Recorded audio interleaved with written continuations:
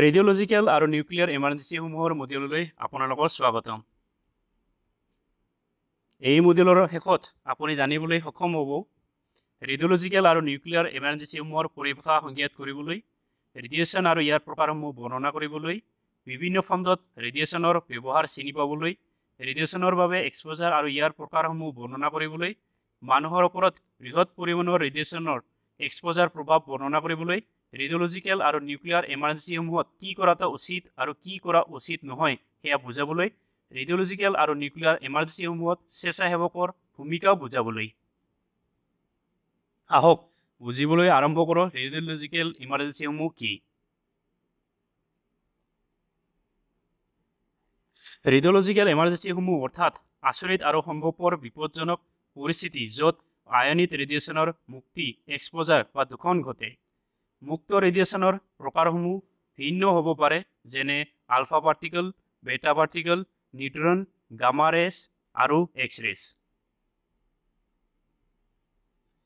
Radiological এমাৰ্জেন্সিসমূহ বিভিন্ন স্থানত ঘটিব পাৰে, যেনে নিউক্লিয়াৰ সুবিধা থকা হস্পিটেল, উদ্যোগ, কৃষি আৰু গৱেষণা প্ৰতিষ্ঠানসমূহত। ৰেডিঅ'লজিকেল এমাৰ্জেন্সিসমূহ ৰেডিঅ'এক্টিভ বা নিউক্লিয়াৰ সামগ্ৰীৰ পৰিবহণৰ সময়তো ঘটিব পাৰে। এই বিষয়বস্তুসমূহে কৰ্মচাৰী, জনসাধাৰণ আৰু পৰিৱেশৰ নিৰাপত্তা আৰু স্বাস্থ্যৰ বাবে বিপদৰ সৃষ্টি কৰিব পাৰে। ইয়াৰ প্ৰভাৱ কমাবলৈ আৰু ক্ষতিৰোধ কৰিবলৈ তৎক্ষণাত প্ৰতিক্ৰিয়া আৰু নিয়ন্ত্ৰণ ব্যৱস্থা গ্ৰহণ কৰা প্ৰয়োজন হ'ব পাৰে। এতিয়া চাওক কিছুমান নিউক্লিয়াৰ এমাৰ্জেন্সিসমূহৰ বিষয়ে। এটা নিউক্লিয়াৰ এমাৰ্জেন্সি ঘোষণা কৰা হ'ব পাৰে যদি কোনো দুৰ্ঘটনা বা সম্ভৱপৰ ক্ষতিকৰ ৰেডিঅ'এক্টিভ সামগ্ৰীৰ উদ্দেশ্যত মুক্তি ঘটে। এই ৰেডিঅ'এক্টিভ সামগ্ৰীৰ পৰা ৰেডিয়েশ্যনৰ এক্সপ'জাৰে স্বাস্থ্যৰ বাবে বিপদ সৃষ্টি কৰিব পাৰে।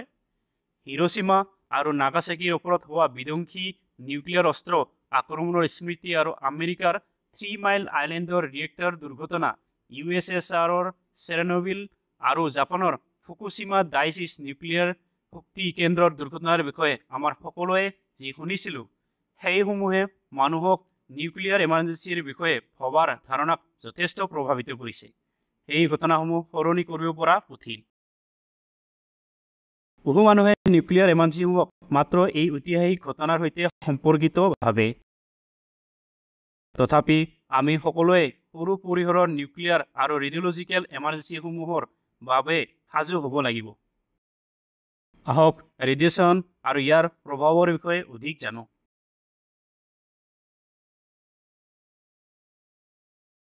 ৰেডিয়েশ্যন হৈছে গতিশীল শক্তি। ৰেডিয়েশ্যনৰ সৰ্বাধিক সাধাৰণ আৰু পৰিচিত উদাহৰণ হৈছে সূৰ্যৰ পৰা অহা আলোক বা জ্বলাই থকা বস্তুৰ পৰা অহা আলোক। আমি সকলোৱে জানো যে যেতিয়া এই আলোকৰ তীব্ৰতা বেছি হয়, উদাহৰণস্বৰূপে গ্ৰীষ্মকালত সেয়া ক্ষতি কৰাৰ সম্ভাৱনা থাকে। যেতিয়া ইয়াৰ তীব্ৰতা এখন নিৰ্দিষ্ট সীমাৰ তলত থাকে, সেয়া শীতল আৰু নিৰাপদ হয়। কিন্তু শীতকালত আমি তাপ কৰিবলৈ অগ্নিৰ ব্যৱহাৰ কৰোঁ, যাৰ পৰা ৰেডিয়েশ্যন উদ্ভৱ হয়। কাৰণ সূৰ্যৰ পৰা অহা আলোক বা ৰেডিয়েশ্যনৰ তীব্ৰতা কম হৈ যায়। সেয়ে ৰেডিয়েশ্যন এজন চিকিৎসা দ্ৰব্যৰ দৰে, যাৰ সঠিক ড'জ গ্ৰহণ কৰিলে ইয়াৰ লাভ ক্ষতিৰ তুলনাত অধিক হয়, যেতিয়া অতিপাত গ্ৰহণে মৃত্যুলৈকে লৈ যাব পাৰে।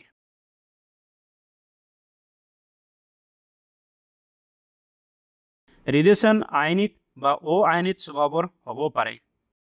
অধিক জানিবলৈ প্ৰত্যেক প্ৰকাৰৰ ওপৰত ক্লিক কৰক। আয়নিক ৰেডিয়েশ্যন হৈছে সেই ৰেডিয়েশ্যন যাৰ যথেষ্ট শক্তি থাকে পৰমাণুবোৰৰ পৰা ইলেক্ট্ৰন বাহিৰ কৰিবলৈ, অৰ্থাৎ আলফা পাৰ্টিকল, বেটা পাৰ্টিকল, নিউট্ৰন, গামা ৰেছ আৰু এক্স ৰেছ আদি পৰমাণুবোৰ আয়নিত কৰিবলৈ।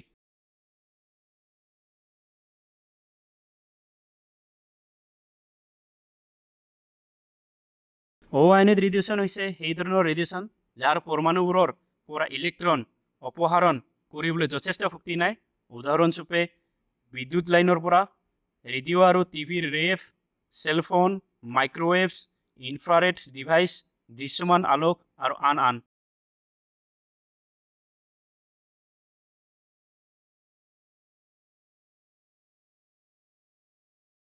ৰেডিয়েশ্যন বিভিন্ন খণ্ডত ব্যৱহাৰ কৰা হয়। উদাহৰণস্বৰূপে স্বাস্থ্যসেৱাত ৰেডিয়েশ্যন ব্যৱহাৰ কৰা হয় ৰোগ নিৰ্ণয় আৰু চিকিৎসাৰ বাবে। ঔদ্যোগিক খণ্ডত খাদ্য প্ৰচেছিং, ৰেডিঅ'গ্ৰাফি, গেছ আৰু মাপনিৰ বাবে ৰেডিয়েশ্যন ব্যৱহাৰ কৰা হয়। গৱেষণাৰ ক্ষেত্ৰত ৰেডিয়েশ্যন ব্যৱহাৰ কৰা হয় নিৰ্গত নমুনাসমূহ চিনি পাবৰ বাবে, কেলিব্ৰেশ্যনৰ উৎস আৰু ট্ৰেচাৰসমূহৰ বাবে। লগতে কৃষি খণ্ডত ৰেডিয়েশ্যন ব্যৱহাৰ কৰা হয় ট্ৰেচাৰ অধ্যয়নৰ বাবে। এতিয়া আহক ৰেডিয়েশ্যনৰ এক্সপ'জাৰৰ উপায়সমূহৰ বিষয়ে শিকোঁ।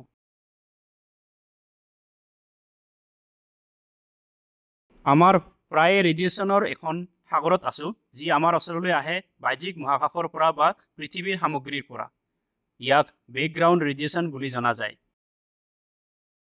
বেকগ্ৰাউণ্ড ৰেডিয়েশ্যন হৈছে ব্যক্তিৰ প্ৰাকৃতিক উৎসৰ পৰা আয়নিক ৰেডিয়েশ্যনৰ নিম্ন স্তৰত অবিৰত এক্সপ'জাৰৰ সৈতে সম্পৰ্কিত, য'ত অন্তৰ্ভুক্ত আছে মহাকাশৰ পৰা অহা কস্মিক ৰে, পৃথিৱীৰ সামগ্ৰীৰ পৰা আয়তিত গামা ৰে, আৰু মাটিত নিৰ্মাণ সামগ্ৰীত আৰু অন্যান্য পৰিৱেশত স্বাভাৱিকভাৱে উপস্থিত ৰেডিঅ'এক্টিভ সামগ্ৰীৰ। এই পৰিৱেশ ৰেডিয়েশ্যন হৈছে দৈনন্দিন জীৱনৰ এক অংশ আৰু প্ৰাকৃতিক বেকগ্ৰাউণ্ড ৰেডিয়েশ্যনৰ সাধাৰণ বাৰ্ষিক এক্সপ'জাৰ প্ৰায় 2.4 মিলিচিভাৰ্ছ বছৰত হয়। বুজিবলৈ অত্যন্ত গুৰুত্বপূৰ্ণ যে বেকগ্ৰাউণ্ড ৰেডিয়েশ্যন তুলনামূলকভাৱে কম আৰু ই সেই ৰেডিয়েশ্যনৰ এক বেছলাইন স্তৰ গঠন কৰে, যাৰ সৈতে ব্যক্তিসকল নিয়মিতভাৱে সাক্ষাৎ কৰে। ৰেডিয়েশ্যন এক্সপ'জাৰ হৈছে সেই পৰিস্থিতি য'ত শৰীৰ ৰেডিয়েশ্যনৰ সন্মুখীন হয়। এক্সপ'জাৰৰ দুটা প্ৰকাৰ আছে, অন্তৰ্গত এক্সপ'জাৰ আৰু বাহ্যিক এক্সপ'জাৰ। বাহ্যিক এক্সপ'জাৰ অৰ্থ হৈছে মাটিত বা বায়ুত থকা ৰেডিঅ'এক্টিভ সামগ্ৰীৰ পৰা অহা ৰেডিয়েশ্যন গ্ৰহণ কৰা বা কাপোৰৰ সৈতে বা শৰীৰৰ পৃষ্ঠত লাগি থকা ৰেডিয়েশ্যন গ্ৰহণ কৰা। বিপৰীতে অন্তৰ্গত এক্সপ'জাৰ ঘটে যেতিয়া এজন ব্যক্তিয়ে আহাৰ কৰে আৰু খাদ্য বা পানীয়ৰ জৰিয়তে ৰেডিঅ'এক্টিভ সামগ্ৰীৰ গ্ৰহণ কৰে।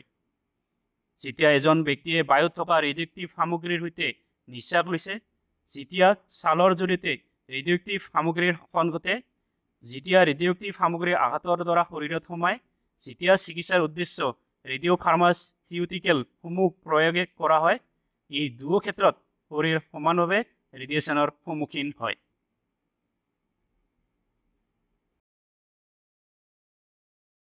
এতিয়া আহক বৃহৎ পৰিমাণৰ ৰেডিয়েশ্যনৰ এক্সপ'জাৰ সম্পৰ্কে জানো। উচ্চ তীব্ৰতাৰ ৰেডিয়েশ্যনৰ সৈতে মোকাবিলা কৰাৰ সময়ত ইয়াৰ সম্ভাৱ্য বিপদসমূহ বুজা অত্যন্ত গুৰুত্বপূৰ্ণ। বৃহৎ পৰিমাণৰ ৰেডিয়েশ্যনৰ এক্সপ'জাৰে দুটা পৃথক জৈৱিক প্ৰভাৱৰ সৃষ্টি কৰিব পাৰে, যি হৈছে সোমাটিক প্ৰভাৱ আৰু জেনেটিক প্ৰভাৱ। সোমাটিক প্ৰভাৱ প্ৰত্যক্ষভাৱে সেই ব্যক্তিক প্ৰভাৱিত কৰে যি এক্সপ'জাৰৰ সন্মুখীন হয়। জেনেটিক প্ৰভাৱ এক্সপ'জাৰ পোৱা ব্যক্তি বংশধৰক প্ৰভাৱিত কৰিব পাৰে। আহক চাওঁ প্ৰাকৃতিক ৰেডিয়েশ্যনৰ উৎসৰ পৰা প্ৰাপ্ত প্ৰভাৱশালী ড'জৰ বাৰ্ষিক গড় মানৱসমূহ। এই মানৱসমূহে কস্মিক ৰে, আয়তিত গামা ৰে, অন্তৰ্গত ৰেডিয়েশ্যন আৰু ৰেনৰ লগতে ইয়াৰ দিকে উৎপাদকৰ পৰা আমাক প্ৰাপ্ত ৰেডিয়েশ্যনৰ পৰিমাণ প্ৰতিনিধিত্ব কৰে। যুক্তৰাজ্যত এই প্ৰাকৃতিক উৎসসমূহৰ পৰা সাধাৰণ বাৰ্ষিক প্ৰভাৱশালী ড'জ প্ৰায় 2.4 মিলিচিভাৰ্ট বছৰত হয়। এতিয়া আহক আজি ৰেডিঅ'লজিকেল আৰু নিউক্লিয়াৰ ঘটনাসমূহৰ প্ৰভাৱৰ বিষয়ে জানো।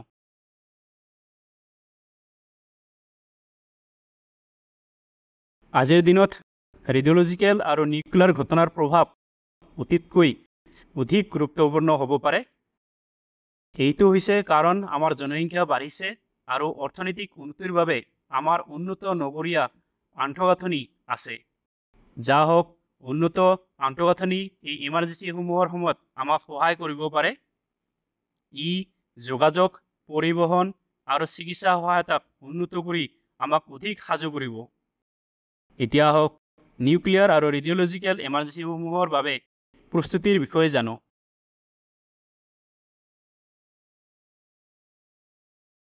নিউক্লিয়াৰ ইমাৰ্জেঞ্চিসমূহৰ ব্যৱস্থাপনা কৰাৰ বাবে নিউক্লিয়াৰ সুবিধাৰ বিভিন্ন সেৱা গোটৰ মাজত সমন্বয়ৰ আৱশ্যক। যদি ৰাজহুৱা ক্ষেত্ৰত সম্ভাৱ্য ৰেডিঅ'লজিকেল ফলাফল ঘটে, তেন্তে জিলাৰ, ৰাজ্যৰ আৰু কেন্দ্ৰীয় স্তৰৰ সকলো কৰ্তৃপক্ষই গুৰুত্বপূৰ্ণ ভূমিকা পালন কৰিব আৰু অফ-ছাইট কৰ্মচাৰীক সঠিকভাৱে প্ৰতিক্ৰিয়া জনাবলৈ আৰু জনসাধাৰণক ল'বলগীয়া সাৱধানতাৰ বিষয়ে তথ্য দিবলৈ সহায় কৰিব।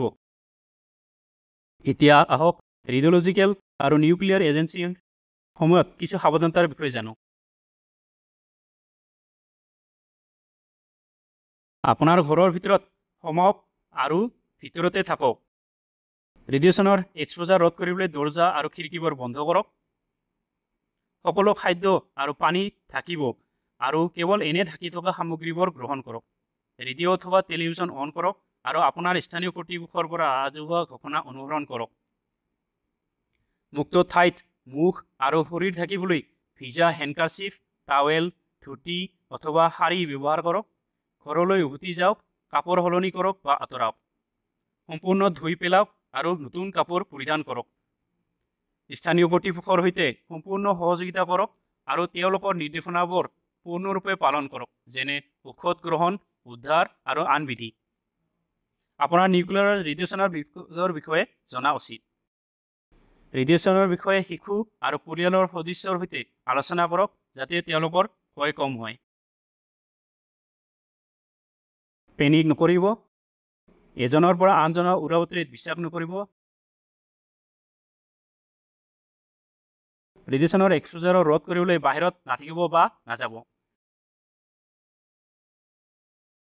য'ত খোলা কুঁৱা, পুখুৰী, এক্সপ'জ, শস্য আৰু সাগৰীয় খাদ্য, পানী বা দুধৰ পৰা আঁতৰি থাকক।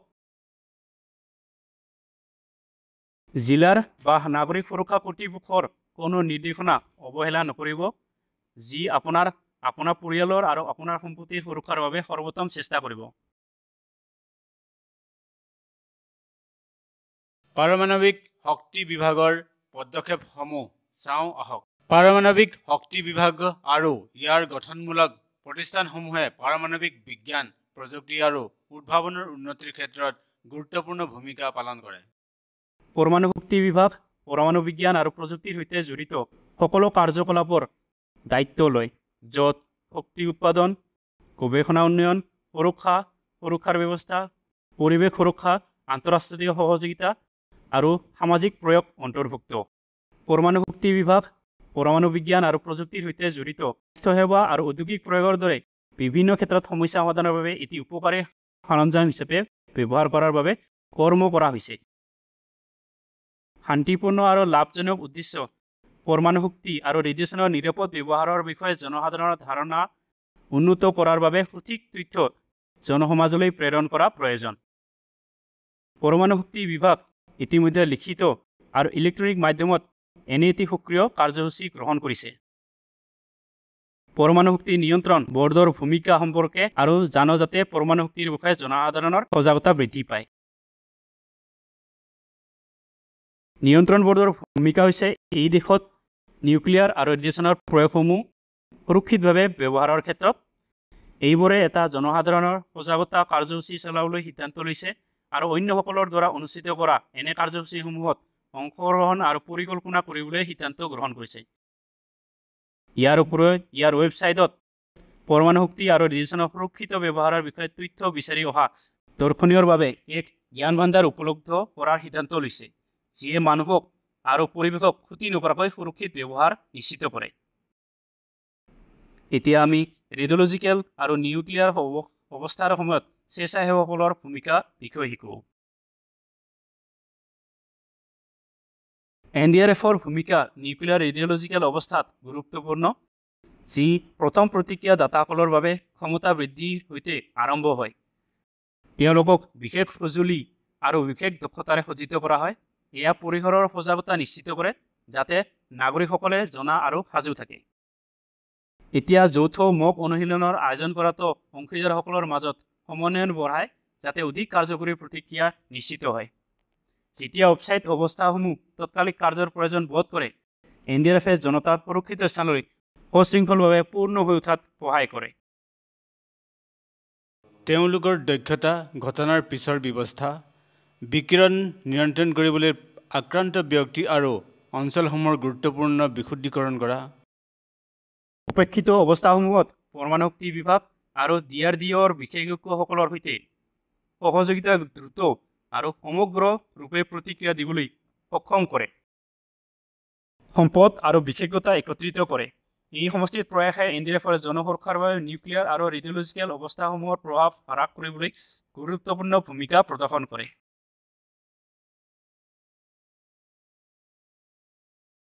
স্বেচ্ছাসেৱকসকলে ৰেডিঅ'লজিকেল আৰু নিউক্লিয়াৰ অৱস্থাত বহুভাৱে সহায় কৰিব পাৰে। স্বেচ্ছাসেৱকসকলে মানুহলৈ সতৰ্কতামূলক বাৰ্তা বিতৰণ কৰাত সহায় কৰিব পাৰে। তেওঁলোকে মানুহক সুৰক্ষিত স্থানলৈ স্থানান্তৰণ কৰাত সহায় কৰিব পাৰে। স্বেচ্ছাসেৱকসকলে সঠিক প্ৰতিক্ৰিয়া আৰু ভুক্তভোগীসকলৰ সুৰক্ষাৰ বাবে কৰ্তৃপক্ষৰ সৈতে সহযোগিতা কৰিব পাৰে। স্বেচ্ছাসেৱকসকলে অতি সাৱধান হৈ থাকে আৰু যিকোনো অস্বাভাৱিক আৰু সন্দেহজনক বস্তু কাৰ্যকলাপ লক্ষ্য কৰে আৰু সেই বিষয়ে কৰ্তৃপক্ষক জনায়। স্বেচ্ছাসেৱকসকলে পৰিসৰৰ সজাগতা বৃদ্ধি কৰিব পাৰে, যেনে দূষিত খাদ্য, মাটি বা পানী আৰু বায়ুবাহিত সংক্ৰমণৰ সান্নিধ্যৰ বিষয়ে। ইয়াৰ লগে লগে আমি মডেলৰ অন্তলৈ উপনীত হৈছোঁ। আহক মডেলটোত আলোচনা কৰা মূল বিষয়বোৰৰ পৰ্যালোচনা কৰোঁ। ৰেডিঅ'লজিকেল অৱস্থাসমূহৰ পৰমাণু সুবিধাসমূহত ঘটিব পাৰে। ৰেডিয়েশ্যন উৎসসমূহ ব্যৱহাৰ কৰাৰ সময়ত ৰেডিঅ'এক্টিভ পদাৰ্থৰ সৈতে সংঘটিত দুৰ্ঘটনাবোৰ আৰু ৰেডিয়েশ্যন উৎসসমূহৰ সৈতে অসৎ কাৰ্যকলাপসমূহ ঘটিব পাৰে। ৰেডিয়েশ্যন মানে হৈছে মানুহৰ প্ৰাকৃতিক উৎসৰ পৰা অহা অতি কম পৰিমাণৰ আয়নিত ৰেডিয়েশ্যনৰ সৈতে ধাৰাবাহিক সন্মুখীন হোৱা অৱস্থা।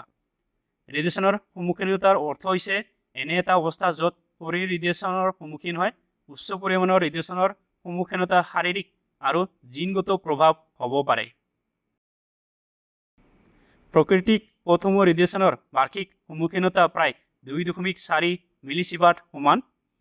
নিউক্লিয়াৰ আৰু ৰেডিঅ'লজিকেল অৱস্থাৰ বাবে সাজুহত বিভিন্ন সেৱা গোট আৰু কৰ্তৃপক্ষৰ মাজত সমন্বয়ৰ আৱশ্যক।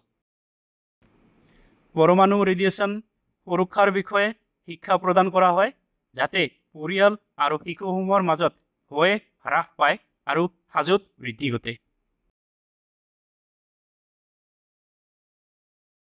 এতিয়া এই বিষয়টো আপোনাৰ বুজাৰ পৰীক্ষা কৰাৰ সময়। এইটো এক মূল্যায়ন অনুশীলন। সকলো প্ৰশ্নৰ সমানভাৱে আপোনাক পৰীক্ষাত উত্তীৰ্ণ হ'বলৈ ন্যূনতম 60% নম্বৰ লাভ কৰিবলৈ প্ৰশ্নবোৰ মনোযোগেৰে পঢ়ক আৰু বিকল্প নিৰ্বাচন কৰক।